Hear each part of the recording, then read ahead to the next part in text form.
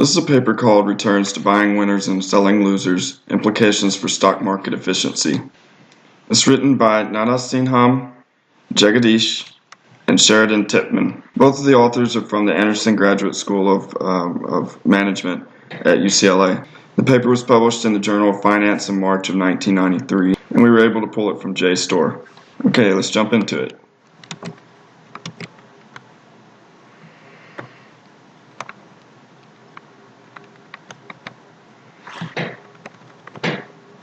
So a popular view is that investors tend to overreact to new information. Then utilizing contrarian strategies might be a good investment policy. This is DeBont and Thaler found that losers over the past 3 to 5 year period outperformed winners over the same time. There are rebuttals showing that maybe this is attributed to other factors, systematic risk or other anomalies.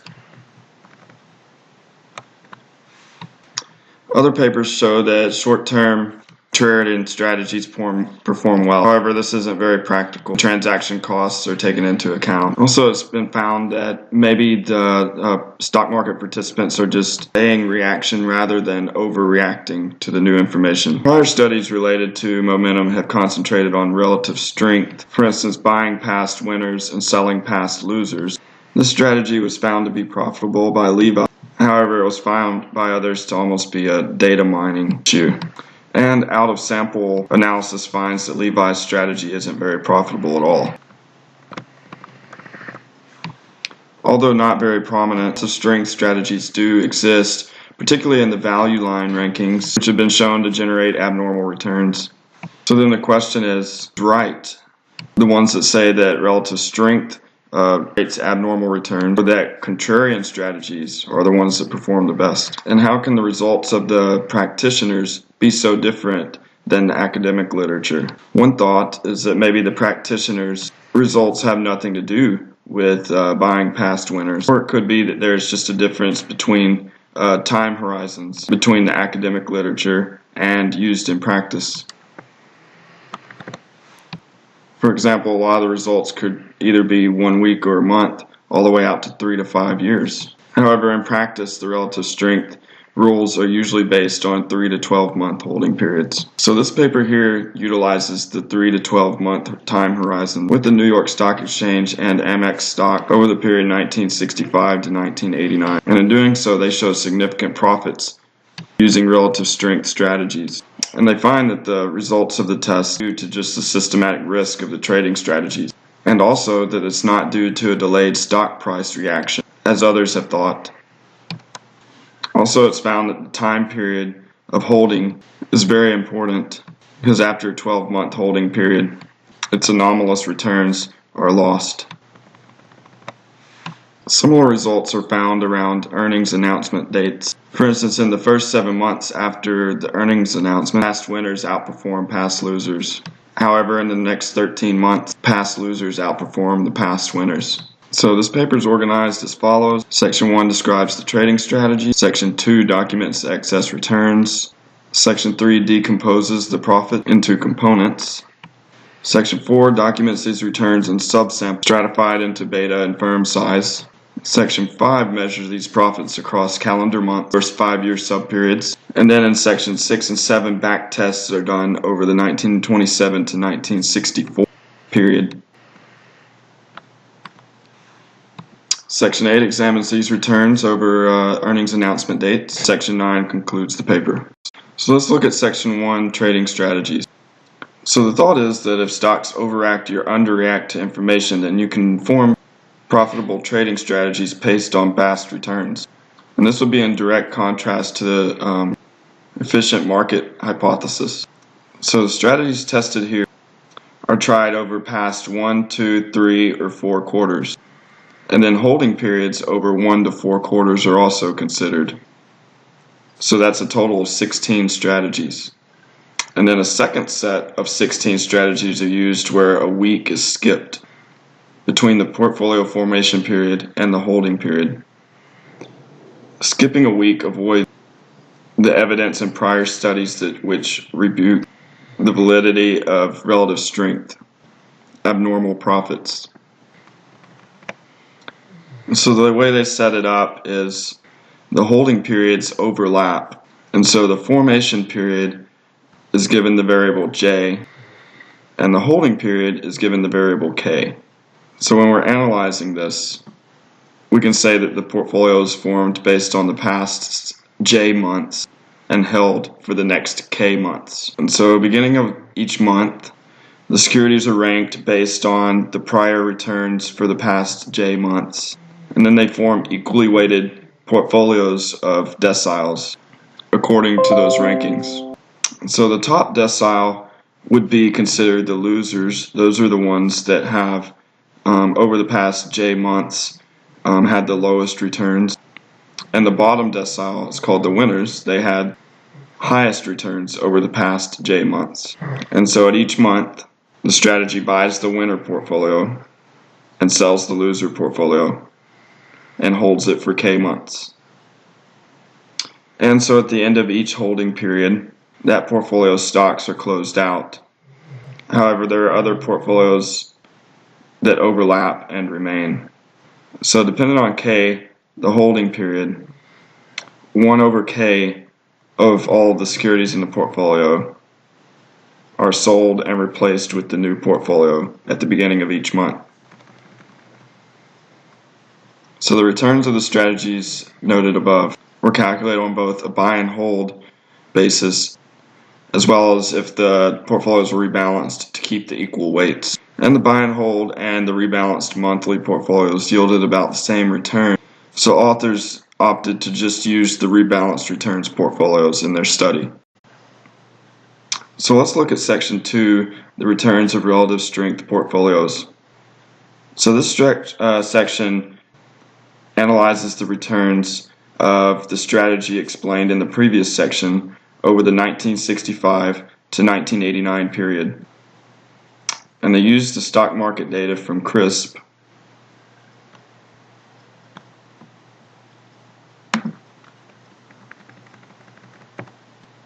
So let's go down to table 1 that shows us the data.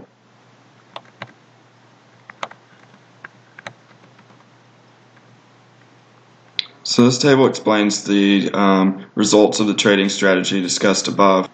So you can see here is the J. This is how many months were the past returns determined over. And then we have K, which is the holding period after the portfolio formation date. Panel A shows the results over the portfolios formed immediately on the portfolio formation date. And panel B are the portfolios formed 1 week after the formation date. And for each set of J, we have 3 different variables. The cell row explains the results of the lowest returning decile in the equal weighted portfolios. The buy is the highest returning portfolio over the past J months. And then buy minus sell is just the difference between the buy portfolios and the sell portfolios. And so we have holding periods that go up, or portfolio formation periods that go from 3 and on up, and then holding periods that go from 3 and on up. And also we have T statistics here to see if these returns are significant. The first thing to note is that for the buy minus sell portfolios, this would be as if you bought the buy portfolios and sold the sell portfolios. It's positive in all cases. And also of note, you can see that the T values for each of the buy-sell rows are highly significant, even at the 1% level, all except this 3-month portfolio. And we see that the best returning strategy is this one, where the previous 12 months returns are considered for the portfolio formation period and then held over the next 3 months. It returns 1.31% per month when no 1 week lag. is used in forming the portfolios. When a 1-week lag is used, it earns 1.49% over the 1965 to 1989 period. The 6-month formation period earns about 1%, regardless of how long the holding period.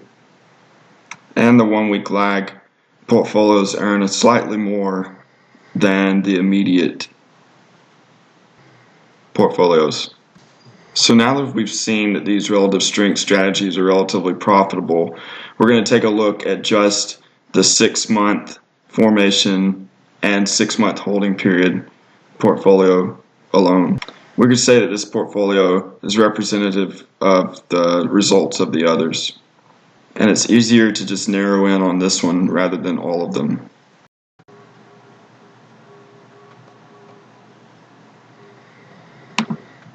So let's go back up to section 3, sources of relative strength profits. So here we're going to use 2 simple return generating models to figure out what are the sources of these excess profits that we've found. So the author set up 2 models.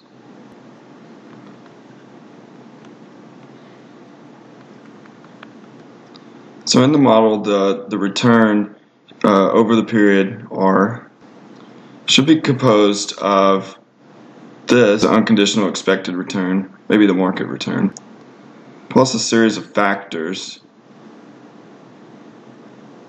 plus an error term, which may be idiosyncratic risk. And if this error term is significant, you could say that the market is not efficient. But going down here, since we're using a 6-month strategy where the portfolio is formed on the past 6 months and held for the next 6 months, and since the previous results showed that past winner portfolios outperformed past losers, we could say that if the past 6 months returns exceeded the average return over that period, then the current 6-month return should exceed the average over the current period as well. So in previous studies, the stocks were weighted according to their difference between their past returns and an equally weighted index return. They called this the weighted relative strength strategy. And this strategy yielded a profit of 4.5% over the next 6 months with a significant t statistic.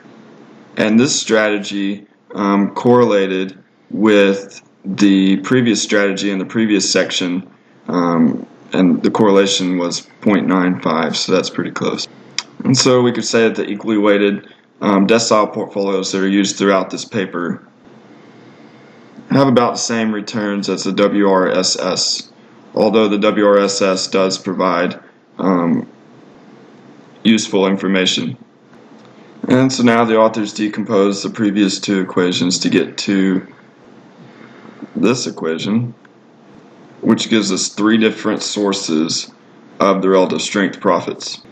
And so the first variable is the variance of expected return. And the next is the variance term of the betas in the factor portfolios. And the third is the covariance of the idiosyncratic risk.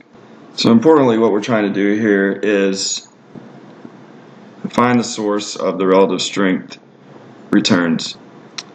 If the source of the returns is due to the first or the second variable in this equation, we could say that the returns are due to the investor bearing systematic risk. However, if the third term turns out to be significant, then we could say that the market is inefficient and that the relative strength strategy is in fact an anomaly and can be exploited for abnormal returns.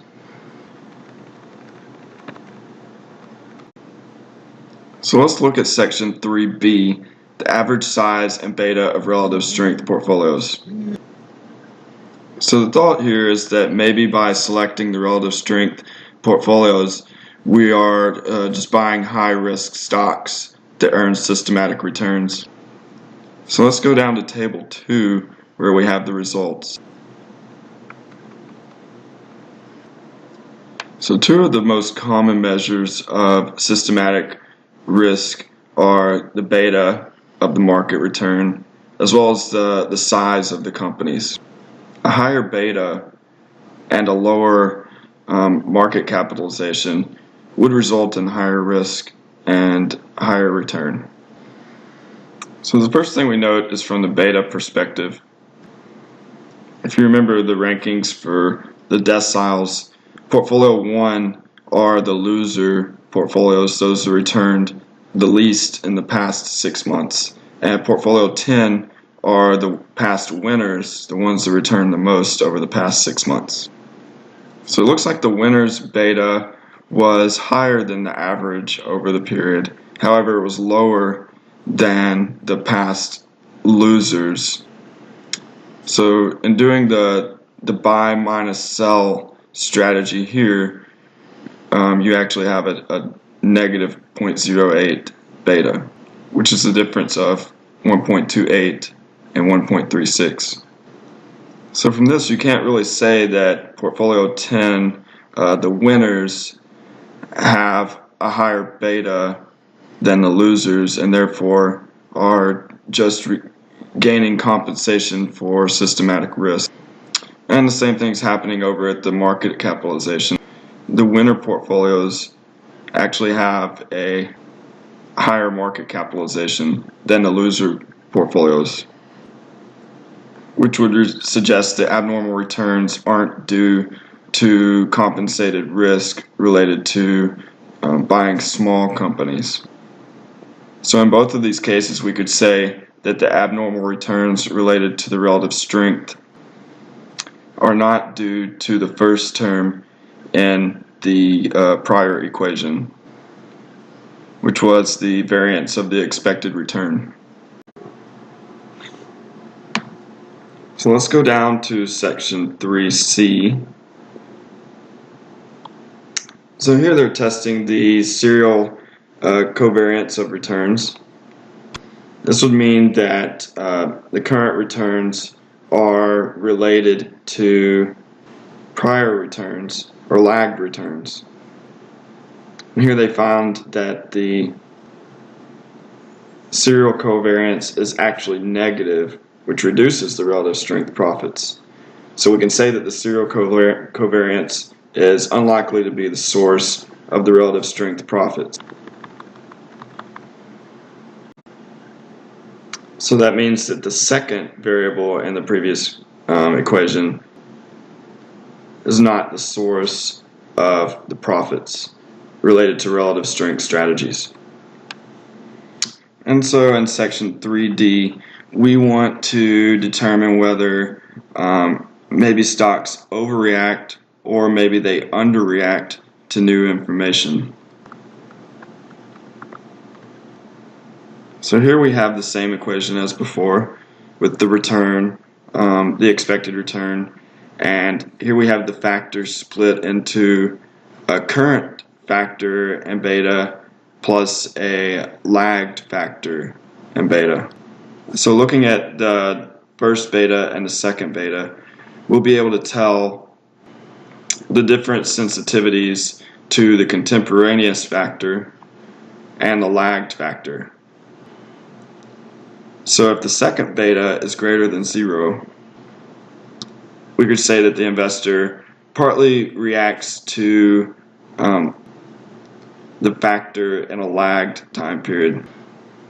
But if the second beta is less than 0, we could say that the stock overreacts to the contemporaneous factor, but then that overreaction is corrected in the next period.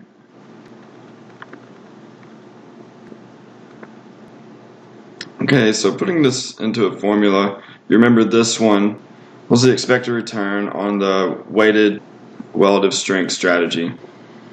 And we have the variance of the expected return and the variance of the factor return. And so we could say if this variable, this beta here, has a negative amount, then it negatively affects the relative strength profits. However, if it's positive, we could say it affects the relative strength profits. So this term here is the combination of these two, and if it's positive, it positively affects the return. And so if this beta is positive, it positively affects the return.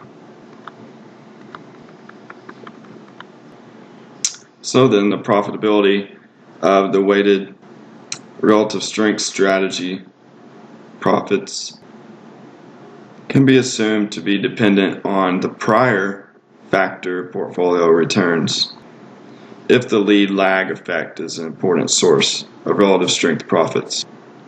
So carrying that forward, the variance of the expected return plus the variance of the prior period's factor should produce the current period's return. And so we produce an equation here that assumes if the relative strength profits come from the lead lag effect in the stock returns, then the magnitude of the current profits should be related to previous period's returns. And so bringing all this together, they produce a formula.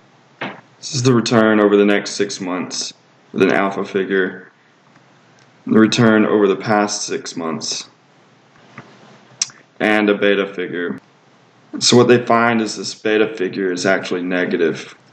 And so as we discussed before, a negative beta would signify that the profitability strategies is related to market underreaction to firm-specific information and not to the lead lag effect.